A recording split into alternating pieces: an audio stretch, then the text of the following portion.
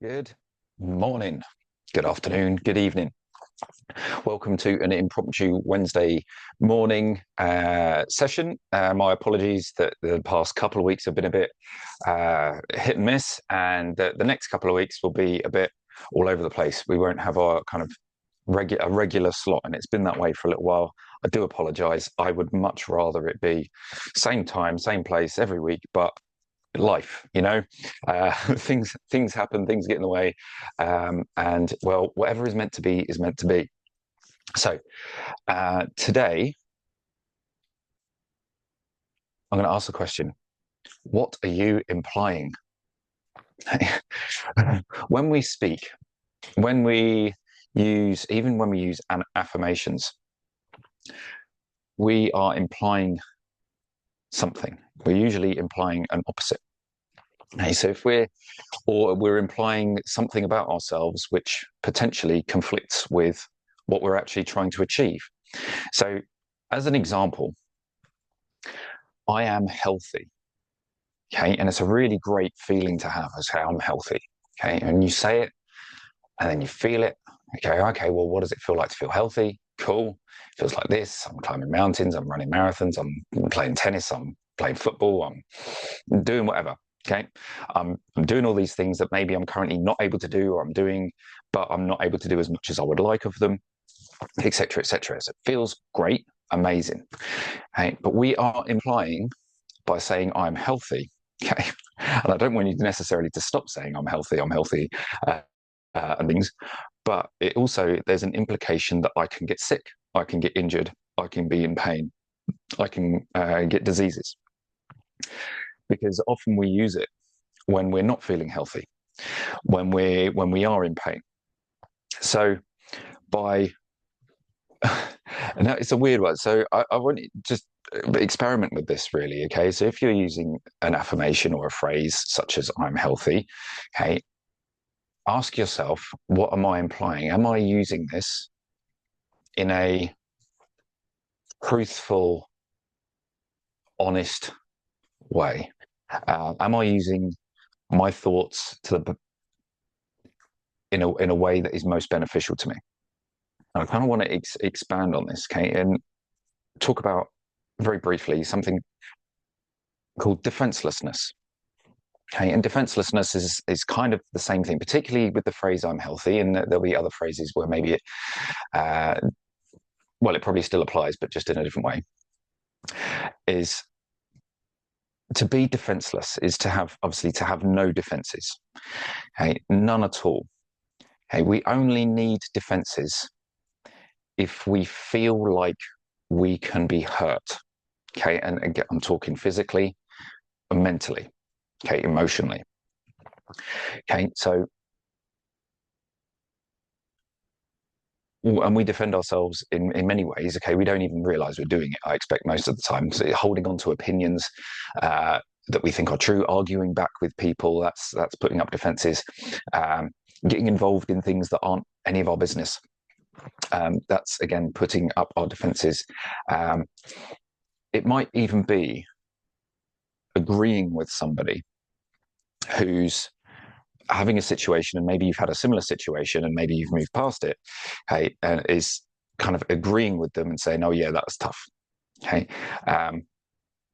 because you're almost then helping them put up their defenses and go, yeah, there's a reason why this is happening to me, and maybe there's steps to take to do it. Okay, and logical XYZ things or ABC things. It's like, if I do ABC, then this thing will go away. And that then assists in putting up defenses. Okay, so you're building walls around you and potentially around other people when we buy into things that are not necessarily true. So defenselessness is a weird one because we feel like we need defenses. Okay, we feel like we need to protect ourselves from things, and to an extent, we don't really need to do that anymore. Okay, in fact, I would say spiritually, we don't need to do that at all, because the spirit is already perfect. The spirit doesn't even think about health, okay, because it's perfect. Okay, so something that is perfect has no thoughts about illness and disease, pain, struggle. A spirit that's perfect doesn't care about money. Okay? A spirit that is perfect doesn't care probably even about relationships. Okay, in fact, not even probably, it doesn't. Okay, it doesn't care about relationships. It doesn't care about time. It doesn't care about what day of the week it is. It doesn't care about any of those things. Okay, so all of these things that we have, I must be there at the time, can't be late. Okay, that's a big one for me. These are defenses. Okay, so why can't I be late? Well, I'll feel embarrassed. I'll feel like I'm a bad parent if my kids are late for school and they're not in the right clothes, with the right equipment, with the right, neat hair and teeth brushed and all these things. Okay, these are defenses. Okay? Obviously, I want my kids to be happy and looked after, but what's my motivation for doing that? Okay, is it kind of the fear of embarrassment? Okay, the judgment that may come from other people.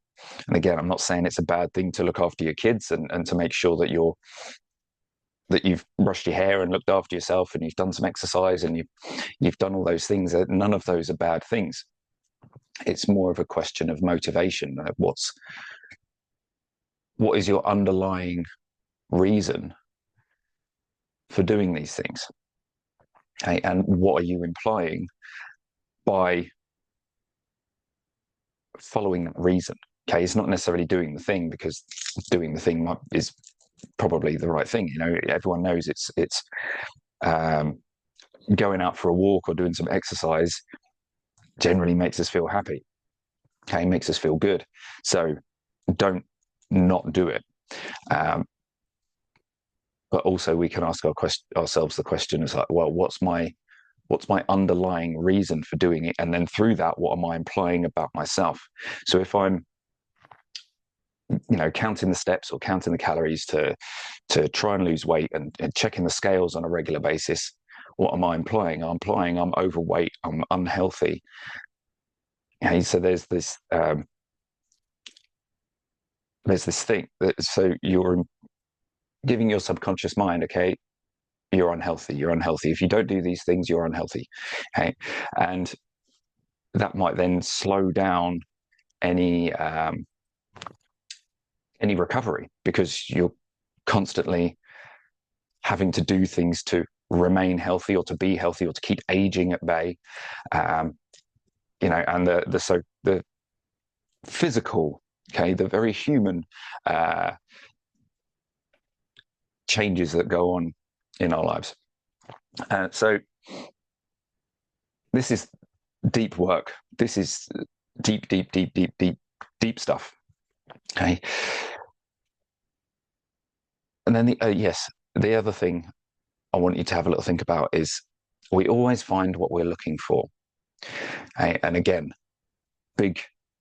I do this. Okay, I do this. So, and I'm again, it's one of these things that I'm kind of getting better at, and I'm noticing, and I'm going, oh, okay, yeah, I'm thinking those things, and I'm doing those things. Okay, that's perhaps the wrong thing. So when I wake up in the morning, feeling like P. Diddy, no, that's a song. When I wake up in the morning, yeah, and maybe you do this too.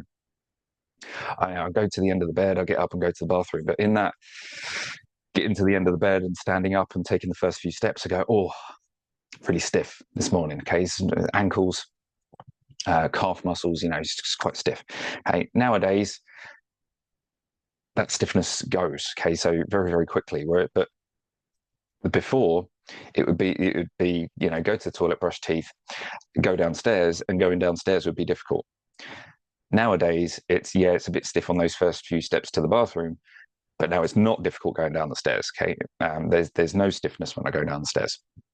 So I'm just kind of working on not noticing what my legs feel like in the morning. And so if we're constantly looking for, okay, well, what's in pain today? How's that knee? How's that hip? How's that ankle? How's the back? When you first wake up in the morning, because that's when we're going to notice these things. Okay, because we've been lying still for 6, 7, 8 hours, however long it is. And you get out of bed and you go, oh yeah, it still hurts. Oh yeah, it still hurts. Maybe you get on the scales and go, oh yeah, I'll still that weight. Okay, nothing ever changes. Okay, so we're constantly looking for things, and if we're constantly looking for these things, well, they're going to stick around, okay? Because we'll develop the language of, oh, it's still like this, it's still like that, it never changes, it's always like this, and it becomes a thought process, it becomes a pattern. So what are you going to do? what's the tactic here? Okay, is again, like a lot of the tactics, is to notice the thought. You go, oh, okay, I'm having that thought again. I don't need that thought again, because I'm going to remember that on a spiritual level, I'm already perfect. Okay, and if I'm already perfect, then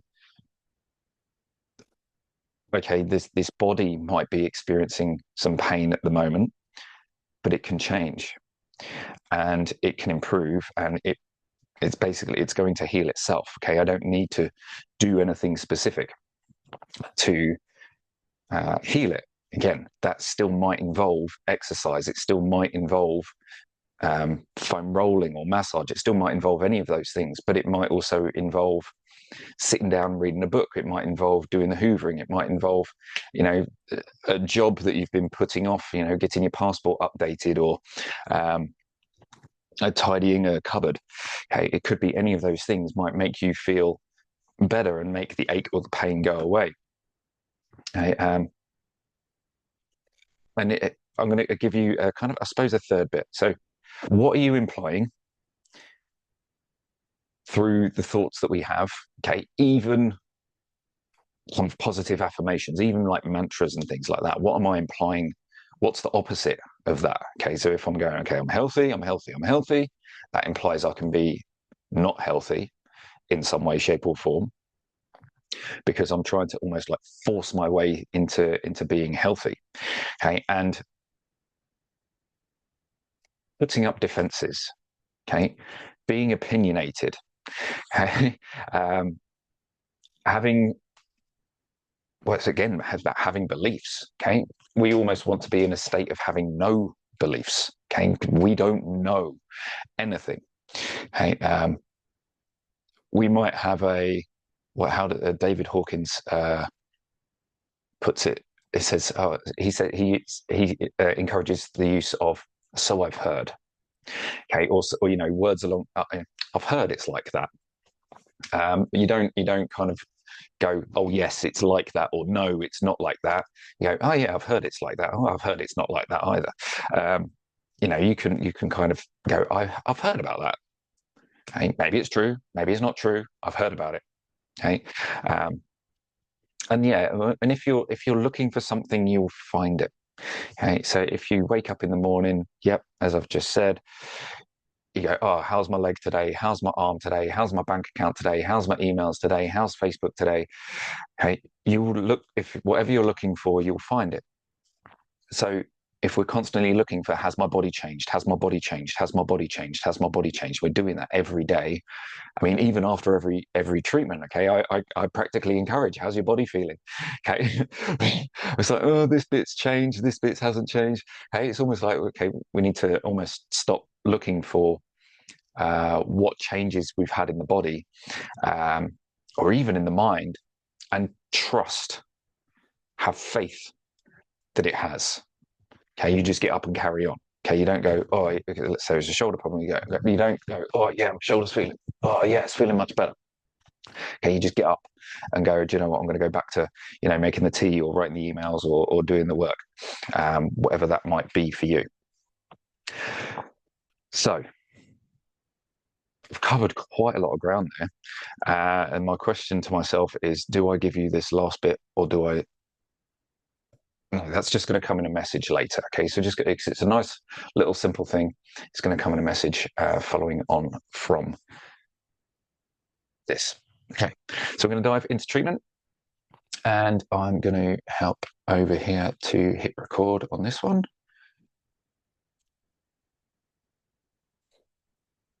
No, that button did not work. No, don't want that one either. Where's record? There we go. Okay. Good morning, good afternoon, good evening. If you haven't found yourself somewhere nice and comfortable and cozy, please find somewhere now. And if you are already, start taking a few slow, deep breaths.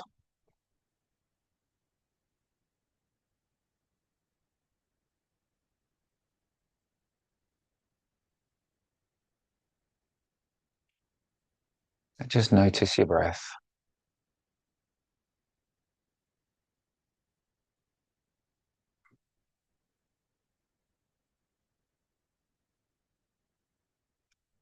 Either say just in your mind or out loud, I will to be present. I will for no past and no future.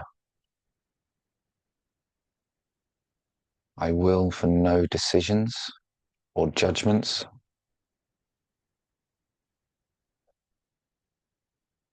And I will to be completely open and defenseless.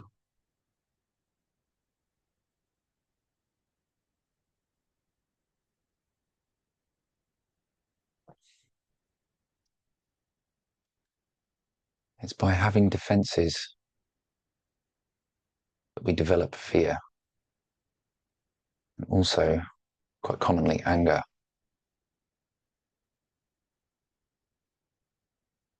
If we're holding judgments and our defenses up, there's an implication that there's something that we need to defend ourselves from.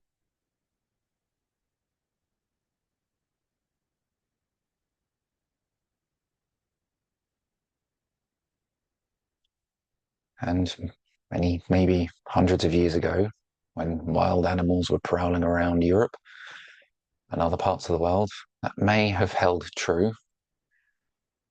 And yes, we would have needed to have defenses from bears or wolves or other tribes, perhaps. In our general day-to-day lives nowadays, we need no defense.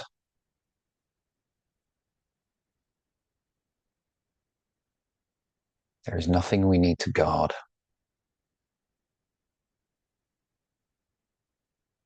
Through raising our defenses, we limit our capabilities.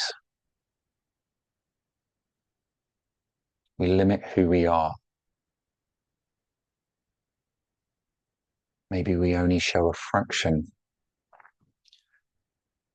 of what we're capable of. I'm not talking just about in our spiritual senses, but also in our work, in our relationships, in our regular, ordinary kind of waking lives.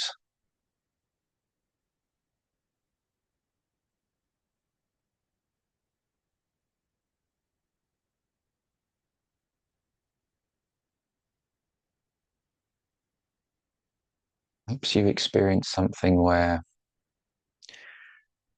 you showed off once, you really excelled at something, and perhaps that made somebody else feel bad. You didn't like making somebody else feel bad, so you limited yourself. You created a belief that if I perform at my highest level, I'm going to make other people feel bad. So I'm not going to perform at my highest level because I don't want to show off. And showing off is not a good thing. Okay? And we've created that belief.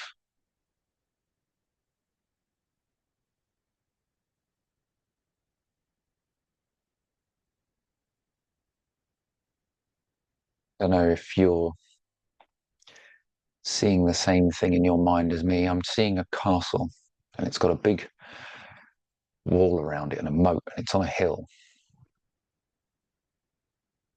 And it kind of seems quite happy in that castle with the defenses all around it.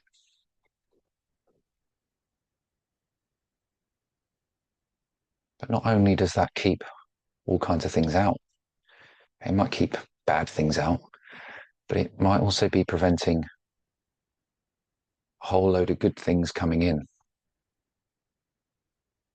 It means any people inside the castle are not allowed to go out and explore and do what they're best at.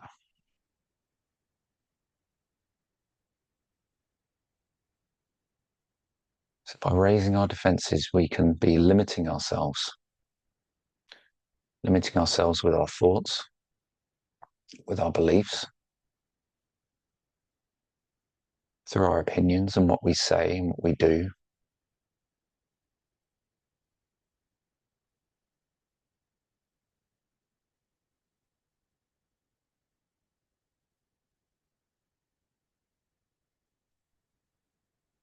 We will ourselves to be defenseless, to see everything new.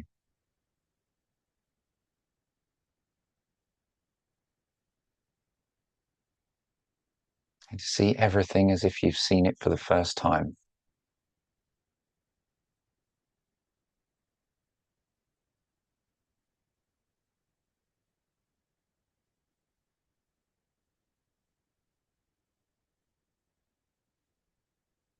And you can just play with this. Just imagine walking up to a tree. And if everything's new, it's the first time you've seen a tree. And you have no idea really what the tree is, what it does, what its purpose is. You just look at the tree. See how tall it is. Touch the bark and you feel the roughness or the smoothness. And take in the colors, the leaves of any flowers. You can see the buds and the fruits.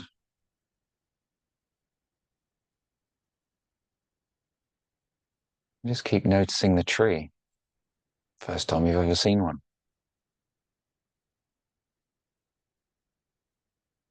Just kind of marvel at this strange structure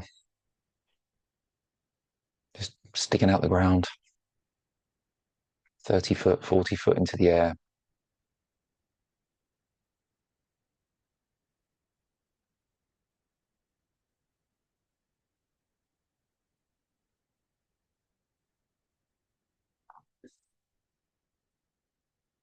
Maybe you smell the tree. Does it have an odor?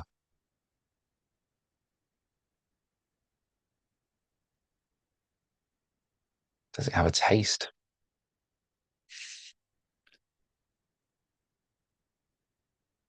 It's the first time you've seen it. And in this moment, you're completely invulnerable. That even if it tasted foul, it will do no wrong to you.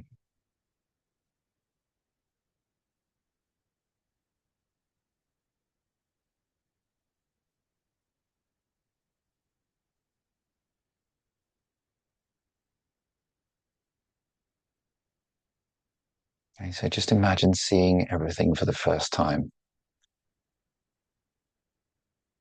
The people you work with every day, you're seeing them for the first time. You have no opinions about them.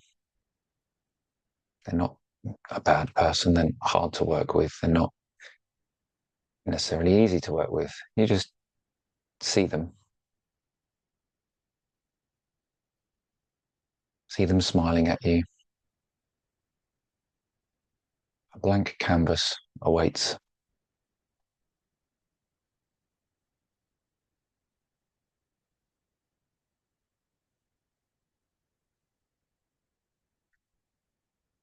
Maybe if we were to use our memory, say, yeah, do you know what? I know this person and I like them already. Okay, it's easy to see a blank canvas with a person you like. Maybe there's also someone who just gets under your skin just a little bit, maybe not the main one. They just get under your skin, they annoy you in some way. Maybe you don't like their voice. Maybe it's their odor.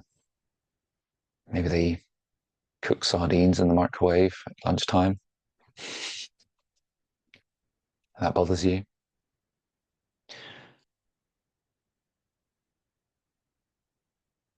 Or some other kind of relatively small annoyance. Just wipe the slate clean on that person too. You're seeing them for the first time. You don't know what they eat for lunch. You don't know how they smell. You don't know what they sound like.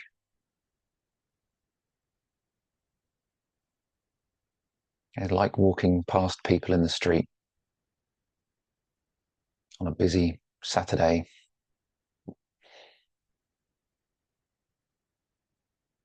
Just hundreds, thousands of people. And you make no judgments about the vast majority of them. They just walk by.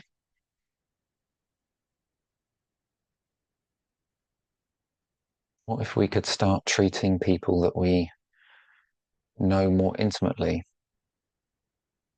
as a blank canvas every time we see them? And we don't see the guilt that we associate with that person, or the sadness, or the frustration.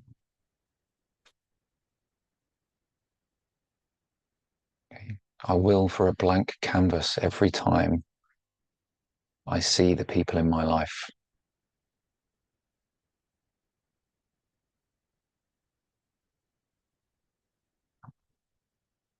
And we can assess them based on where they are at that moment,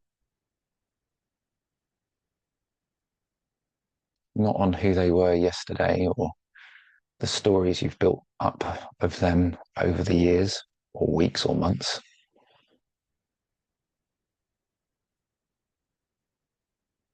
We don't look at them and say, oh, that's Maisie and she's like that. Already going into a conversation with a preconceived idea about how it's going to go, what's going to be said.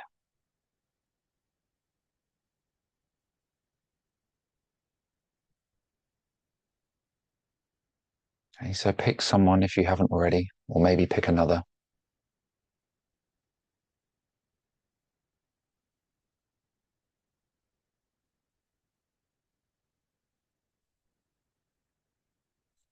See them as a blank canvas. You know their name and what they look like. You can see them. But other than that, it's completely blank. Now imagine meeting somebody for the very first time. You bump into somebody in the street. You kind of like the look of them to some degree. And for some reason, even though you're British, you start talking and having a conversation. And you just start learning things about that person in that moment. And then maybe you never see that person again. And you go, gosh, what a nice person. That was a really pleasant experience. If we did that with the people that we know very well,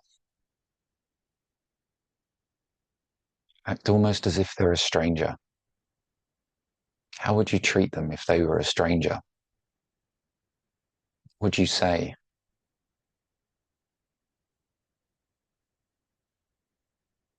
okay, let's say it's a friendly stranger as well, not one of those mean ones you might meet.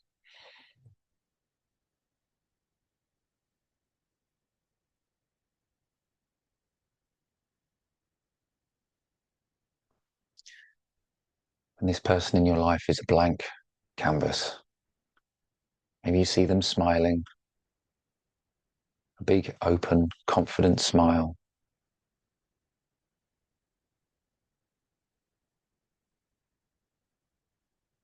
And they're calm and peaceful.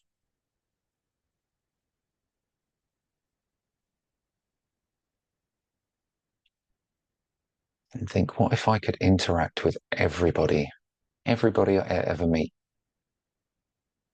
with no defenses, with complete innocence, seeing them all as a blank canvas, no matter how they may dress, what their hair looks like, what their skin is like, any kind of judgment we might make very quickly about people based on what we see or smell. And I treat them as a completely blank canvas, an exact equal to me. And I'm also going to remember that I'm already perfect. So if I'm perfect, they are perfect.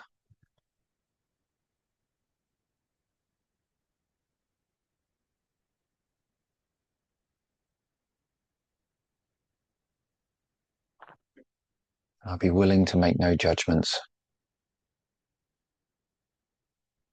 and will to stay present with every single person I meet.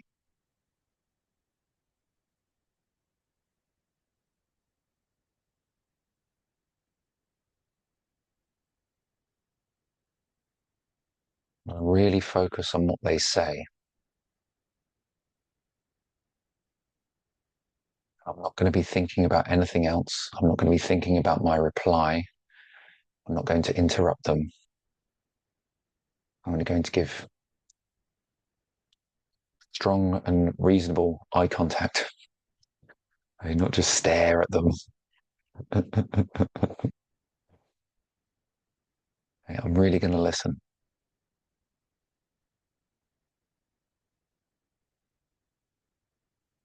And then as we listen to other people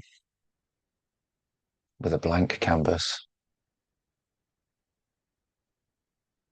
what we're going to notice is an increased ability to be able to listen to our own inner voice, the true inner voice, and not the little fearful one that keeps us stuck in the castle with our big defenses, our giant walls. And we're going to hear the voice that has no walls, that allows us to express ourselves fully and completely with our body, with our mind, with our actions.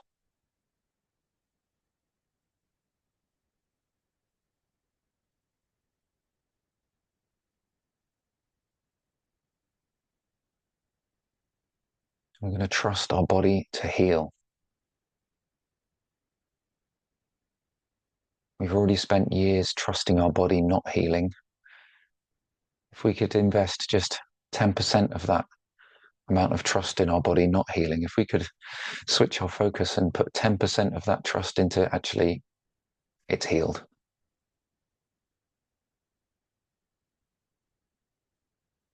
Or even it's going to heal. And then I don't need to do any fancy special thing to do it.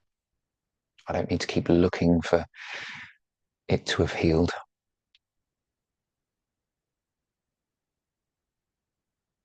I'm just going to know that it has.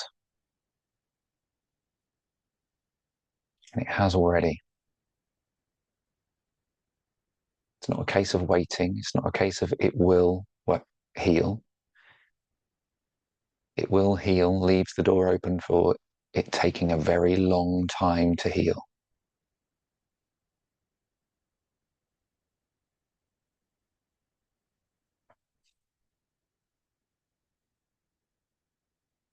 They say or think, I know I am healed.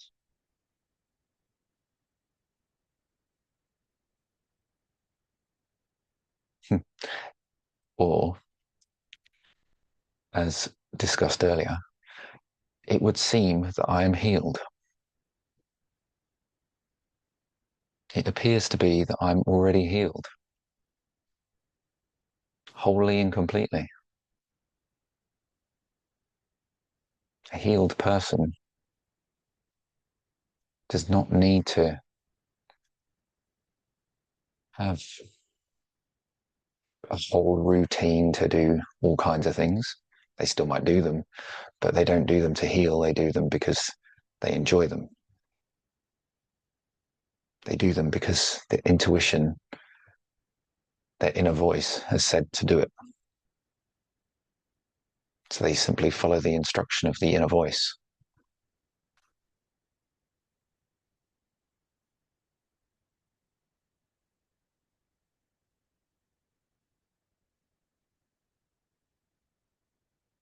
When we follow the instruction of the inner voice, at first it's a whisper.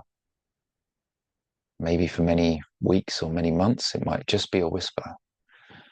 But as we continue to stop, be quiet, listen, and take action on those whispers and follow through with what the whispers are saying, as long as it doesn't harm anyone.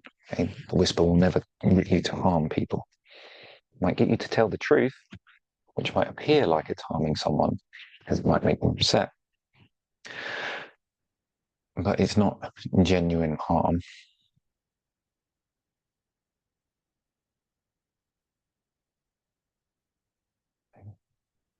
And feel free to withhold the truth if you feel like it will cause excess distress to somebody.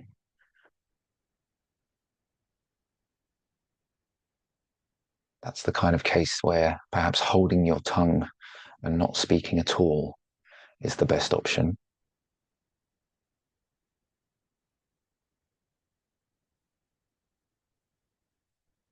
Okay, but in your mind, hold the truth available for them to see.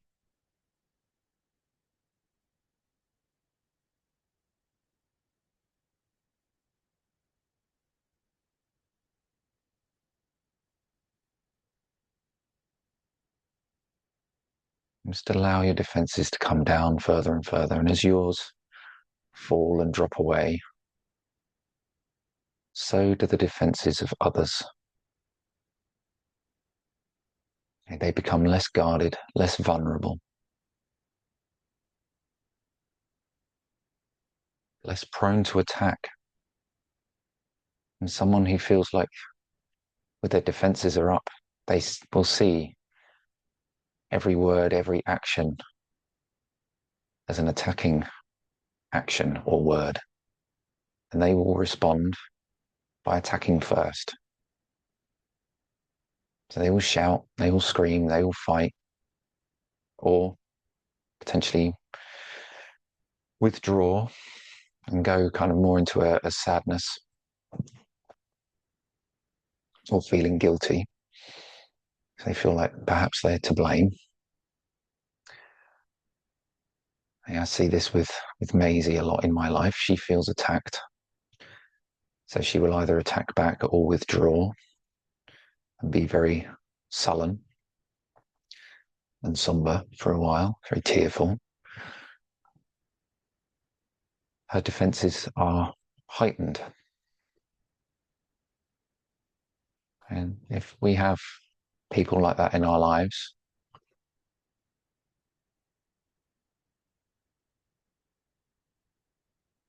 we want to give them that blank slate, see them new every time.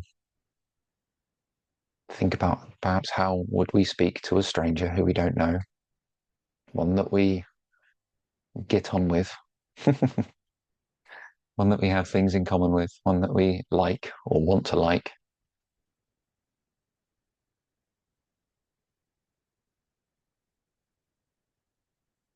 And when we can then put down all the stories about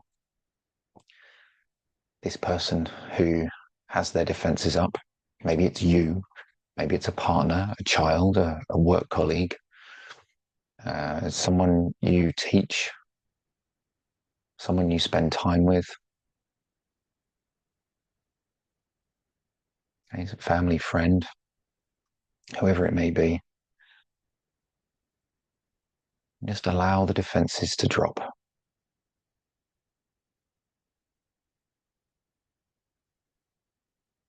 And as our defenses drop, we can cease to feel guilty Guilt is a big defense. I did something wrong, so I'm going to put the defenses up and feel guilty for it. I'm going to repent and do good deeds to undo my karma. We only need to undo karma if we are guilty. And the spirit can never be guilty. And that is who we truly are.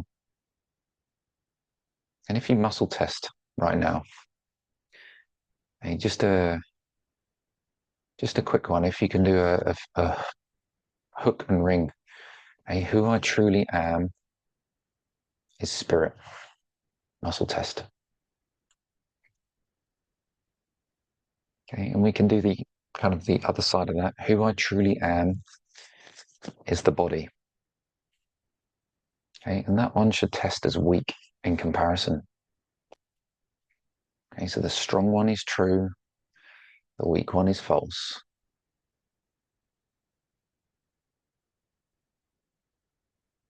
Okay, the body only needs defenses if we are not recognizing that who we truly are is the spirit. That is the true thing about us. And the body is a blank canvas that we've created through our thoughts and our beliefs and our implications, the things we've implied about via our thoughts and beliefs. Okay, the implication of aging, our beliefs about aging, about bone density, about menopause, about physical and emotional health, about diet and exercise and nutrition. Gosh, how much simpler would life be if we didn't have all of these beliefs that we then have to create rules for? And then we have to live by those rules. And if we don't live by those rules, we get sick or overweight and unhealthy. And if we can stop buying into the idea of health or unhealth, then we don't need to pay very much attention to that at all. We can do away with so many things that take up so much of our time and thought space and make us feel guilty if we don't do them. I must exercise 5 times a week, or I must get my 10,000 steps in. And if I don't, hey, if I don't get up at 6 o'clock in the morning and see sunlight, my mitochondria are not going to be healthy. These are all things I've taught you. Do my cold showers and my Wim Hof breathing, or whatever kind of breathing patterns that I might have suggested. Okay, again, all helpful things, but not necessarily true things to do. Okay, your inner voice, your spirit may guide you to do some of those things on occasion. It might even guide you to do them daily and schedule them. But hold that schedule loosely. Be willing to drop that schedule and go, I don't need to do that anymore.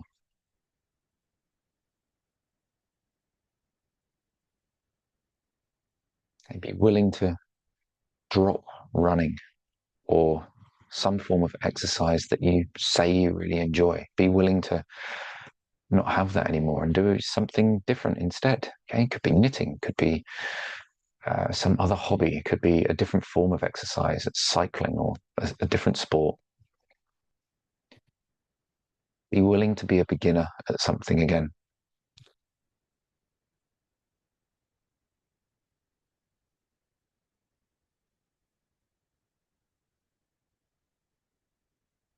If every day is new and every experience is new, then you've never run before.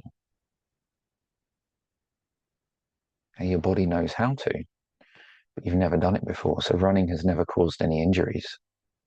Running has never caused any pain. Exercise has never caused anything in you because every moment is new.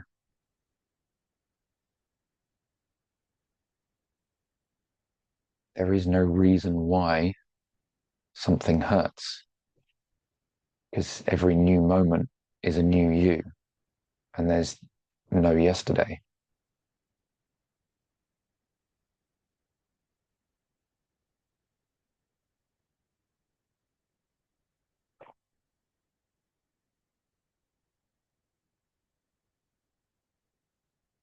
Hmm.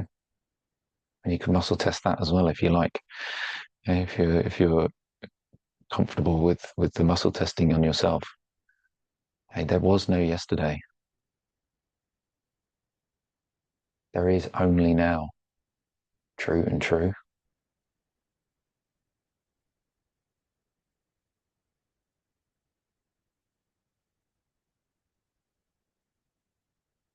So the implication of there is only now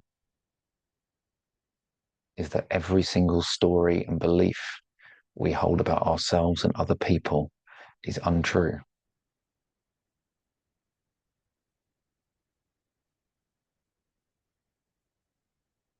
because they cannot exist, because it's a story about yesterday or this morning or 2 minutes ago. It might seem kind of bipolar to have a raging argument with someone, perhaps. We forgot and we put our defenses up. We have an argument with someone, and then a minute later, to be absolutely calm and peaceful and happy with the exact same person.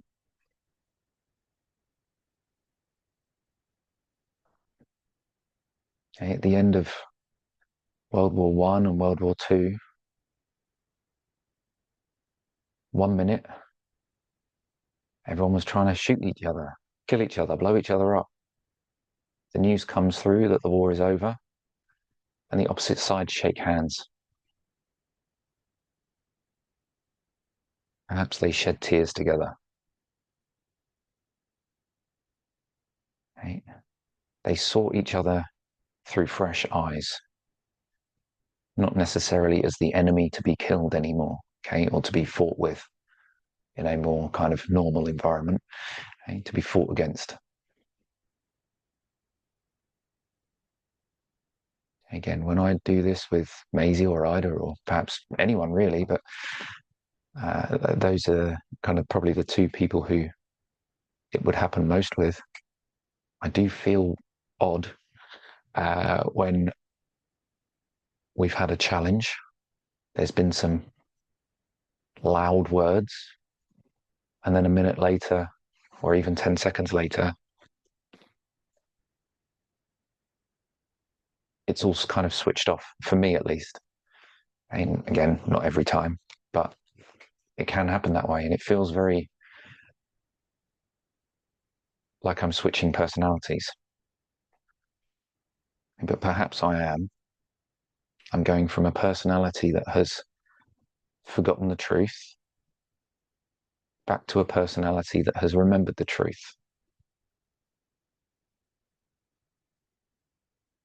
From a personality that is frustrated or angry or sad, feeling guilty, any of those kinds of things, or pride, any of those things on the map of consciousness below level 200, to one that has recognized peace again.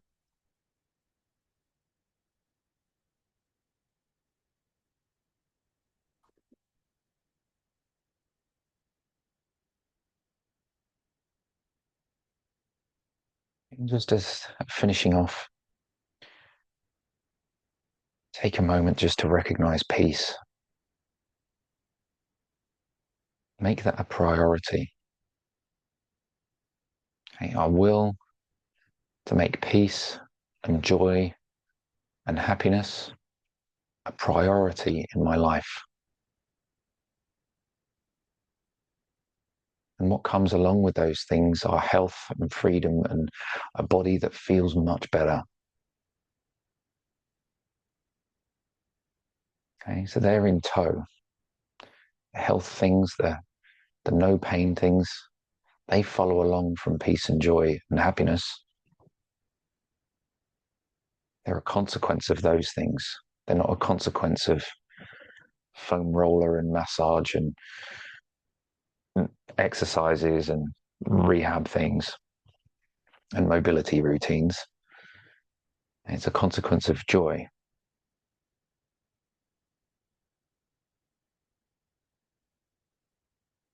If foam rolling brings you joy, go ahead. If running brings you joy, keep doing it. But if running brings you fear and worry and defenses, maybe we either work on it so that it does not, so that you take your defenses down, or find another way. And be willing to drop.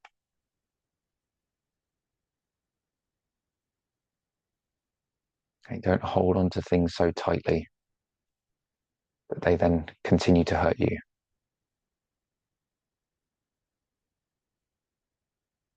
Okay, so look for peace. Peace with something that causes you currently pain. Okay, can I do that with peace? Can I run with peace? Can I run with joy? Can I run with happiness? Or exercise in some way? Can I see myself waking up the next day, maybe not jumping out of bed, but walking out of bed and feeling good, going to the bathroom, brushing the teeth, joints are feeling fine and happy. Okay? As if you could go out for another run, as if you didn't run the day before, as if you didn't do anything strenuous the day before.